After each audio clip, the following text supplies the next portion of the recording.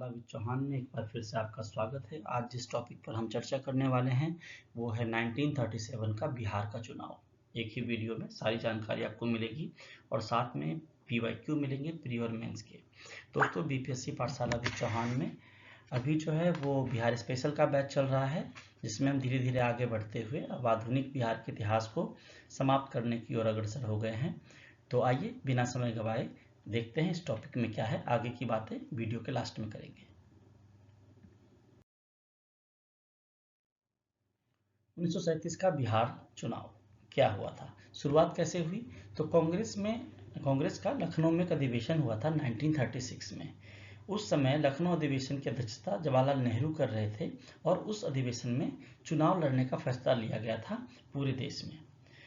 जब पूरे देश में चुनाव हुआ तो उसके परिणाम क्या हुए? 1937 में चुनाव हुए और चुनाव 11 प्रांतों में हुए। मद्रास, मध्य प्रांत, बिहार, उड़ीसा, संयुक्त प्रांत, बॉम्बे प्रेसिडेंसी, असम, NWFP, बंगाल, पंजाब और सिंध, इतने जगहों पे ये आयोजित किया गया था चुनाव 1937 में। टोटल 1161 सीटों में से 716 सीटें कांग्रेस ने जीती थी और 6 प्रांतों में बहुमत में आई थी। बंगाल, NWFP, असम और बम्बई में सबसे बड़ी पार्टी बनकर उभरी थी, लेकिन वहां बहुमत नहीं था। और पंजाब और सिंध के इलाके में प्रदर्शन खराब रहा था, किसका? कांग्रेस का। अब हम 1937 में बिहार चुनाव की बात करते हैं। आपने पढ़ा कि जहां जहां चुनाव हुआ उसमें बिहार भी एक जगह था।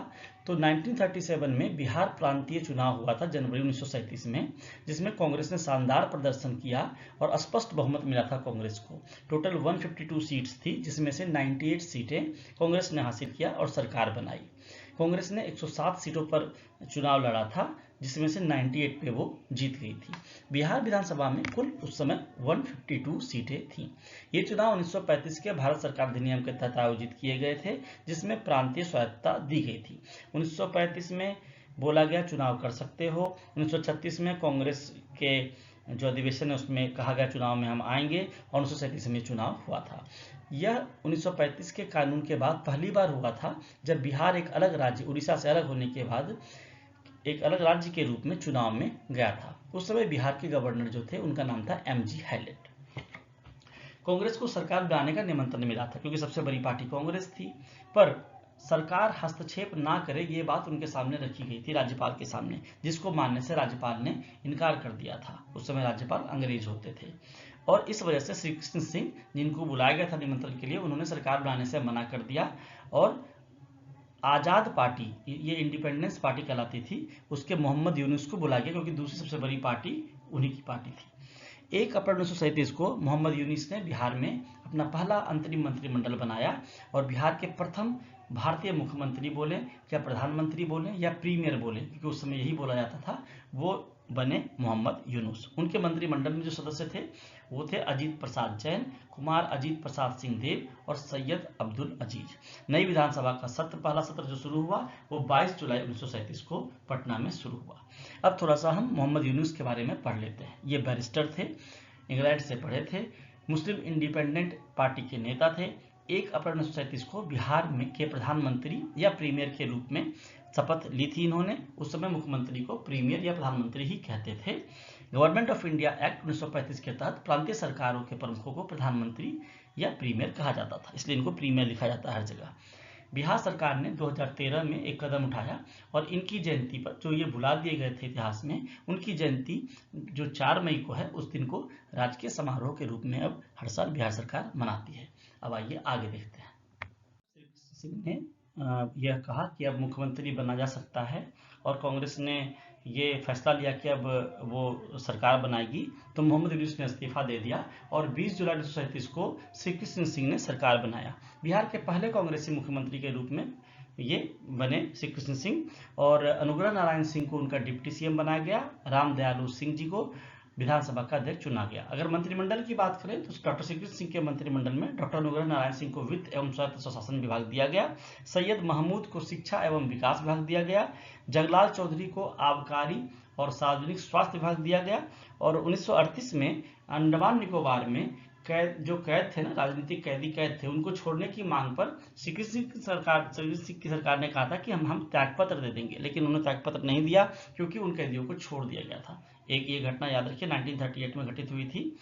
ये जो सरकार है वो 31 अक्टूबर 1939 तक सरकार बनी रही, क्योंकि यह सरकार दूसरे विश्व युद्ध में भारत को बिना सहमति के शामिल करने के विरोध में इस्तीफा दे दी थी 31 अक्टूबर 1939 को, तो तब तक ये सरकार में रहे। अब डॉक्टर श्री कृष्ण सिंह के बारे में कुछ जान लेते हैं। इनको बिहार केसरी और श्री बाबू भी कहते हैं। ये बिहार के पहले मुख्यमंत्री थे या प्रीमियर थे जो कांग्रेस के तरफ से थे। उन्हें आधुनिक बिहार का निर्माता भी कहा जाता है। महात्मा गांधी ने उन्हें बिहार का प्रथम सत्याग्रही कहा था। 1930 में मुंगेर के गढ़पुरा में नमक कानून तोड़ने के कारण उन्हें जेल भी जाना पड़ा था। किन्हें? डॉक्टर श्री कृष्ण सिंह को। डॉक्टर श्री कृष्ण सिंह 1937 से 1939 तक बिहार के प्रीमियर रहे और फिर 1946 से 61 तक अपनी मृत्यु तक भी बिहार के मुख्यमंत्री रहे। दलितों के अधिकारों के लिए उन्होंने देवघर या बैद्यनाथ धाम मंदिर जो है जहाँ पे उनके प्रवेश का सफल नेतृत्व किया था। दलितों को प्रवेश पहले वर्जित था। डॉक्टर श्री कृष्ण सिंह के ही सहयोग से और उनके ही कार्यकलाप से उनको वहां पर दलितों को बैद्यनाथ धाम मंदिर में प्रवेश मिल पाया था। भारत के पहले मुख्यमंत्री थे जिन्होंने जमींदारी प्रथा को खत्म किया था। अब हम आगे जो है वो आपको जो प्री में PYQ जो पूछे गए हैं अदर PCS में, SSC में और BPSC में, उसके बारे में चर्चा करेंगे और फिर मेंस के क्वेश्चंस को देखेंगे। चलिए आगे बढ़ते हैं। आइए अब देखते हैं UPSC BPSC के प्री में 1937 प्रांतीय चुनाव पर किस तरह के प्रश्न पूछे गए और बिहार में भी कैसे प्रश्न पूछे गए। तो 1937 के चुनाव में कांग्रेस का प्रदर्शन कैसा रहा? शानदार रहा। 1161 में से 716 सीटें उन्होंने जीती। 1937 के चुनाव के बाद कांग्रेस ने किन प्रांतों में सरकार नहीं बनाई? पंजाब और बंगाल में, वहां क्षेत्रीय दलों ने सरकार बनाई। 1937 के प्रांतीय चुनाव किस अधिनियम के अंतर्गत आयोजित किए गए थे? तो ये मैंने पढ़ाया हुआ कंटेंट में, भारत सरकार अधिनियम 1935 में। 1936 के अधिवेशन में, कांग्रेस अधिवेशन में ये डिसीजन लिया गया कि हम चुनाव में जा रहे हैं। 1937 में चुनाव हुआ था। आगे देखते हैं क्या है ऑब्जेक्टिव में। 1937 के प्रांतीय चुनावों के बाद कांग्रेस ने कितने प्रांतों में मंत्रिमंडल का गठन किया? टोटल 8 में या 7-8 के बीच में। मुख्य रूप से 8 प्रांत हैं: मद्रास, बिहार, उड़ीसा संयुक्त प्रांत, बॉम्बे मध्य प्रांत, असम और NWFP north western frontier province. 1937 में प्रांतीय सरकारें बनने के बाद कांग्रेस के मंत्रिमंडलों ने कितने समय या कितने महीने तक शासन किया? तो 28 महीने तक। 1937 के चुनाव में कांग्रेस को किन प्रांतों में पूर्ण बहुमत नहीं मिला था? पंजाब और बंगाल और सिंध में। ये रिपीट हो गया। 1937 के प्रांतीय चुनाव किस अधिनियम के तहत? ये भी रिपीट हुआ है क्वेश्चन। 1935 इंपॉर्टेंट है, इसको दोबारा पढ़ लीजिए। बिहार के 1937 के प्रांतीय विधानसभा चुनाव में कांग्रेस को कितनी सीटें मिली थी? 98। टोटल थी 152। लड़े थे ये 107 पे। ठीक है, ये मैंने कंटेंट में बताया है आगे। और 1937 के बाद कांग्रेस मंत्रिमंडलों के इस्तीफे के बाद मुस्लिम लीग द्वारा मुक्ति दिवस कब मनाया गया था? 22 दिसंबर 1939 को। इस तरह से हमने जो प्री में PYQ आए हैं उनकी प्रैक्टिस। अब देखते हैं कि मेंस में UPSC और BPSC में किस तरह के प्रश्न पूछे गए हैं इसी विषय पे। तो बिहार विशेष में देखें तो 1937 के प्रांतीय चुनाव के बाद बिहार में कांग्रेस मंत्रिमंडल के गठन और उनके कार्यों का आलोचनात्मक मूल्यांकन कीजिए। यह बिहार में कांग्रेस सरकार की भूमिका पर जोर देने की बात की गई है। फिर 1935 के भारत सरकार अधिनियम के तहत 1937 के चुनाव में ने बिहार की राजनीति और किसान आंदोलन को कैसे प्रभावित किया, या फिर 1937 के चुनाव में कांग्रेस की सफलता ने बिहार की जमींदारी उन्मूलन की नींव कैसे रखी। और IAS में जो पूछा गया है वो पूछा गया है 1937 के प्रांतीय चुनावों के परिणामों का विश्लेषण कीजिए। इसने भारतीय राष्ट्रीय कांग्रेस की रणनीति और ब्रिटिश शासन के प्रति उनके दृष्टिकोण को कैसे बदला। ये मैंने 5-6 प्रश्न इसलिए डाले हैं ताकि आप ऐसा मत देखिए कि आप UPSC वाले प्रश्न को आप लिख के नहीं देखिएगा। दोनों की प्रैक्टिस कीजिए। आप 5-6 प्रश्न हैं, अच्छे से प्रैक्टिस कीजिए। कंटेंट से निकालिए, जो मैंने कंटेंट पढ़ाया उसमें उससे बनाने की कोशिश कीजिए आंसर को। और जैसा कि मैं हर वीडियो में बोलता हूँ, आपको लास्ट में मिल जाएगा, पूरे डिटेल मिल जाएगा आपको। और जब पूरा एक बार कंटेंट खत्म हो जाता है प्री मेंस का, तो मैं हर टॉपिक पर एक आपको 500-600 वर्ड्स में एक मेंस का आंसर राइटिंग करवा दूंगा पॉइंट वाइज, जिससे आप कहीं से भी प्रश्न आए उस टॉपिक पे तो लिख पाओगे।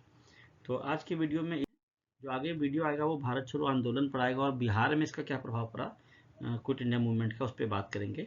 तो दोस्तों आपसे एक बार फिर गुजारिश है, बीपीएससी पाठशाला विद चौहान को आप लाइक कीजिए, सब्सक्राइब कीजिए, और वीडियो को अंत तक देखने के लिए धन्यवाद। दोस्तों से शेयर कीजिए इसे, ताकि उनको भी इसका फ़ायदा पहुँचे।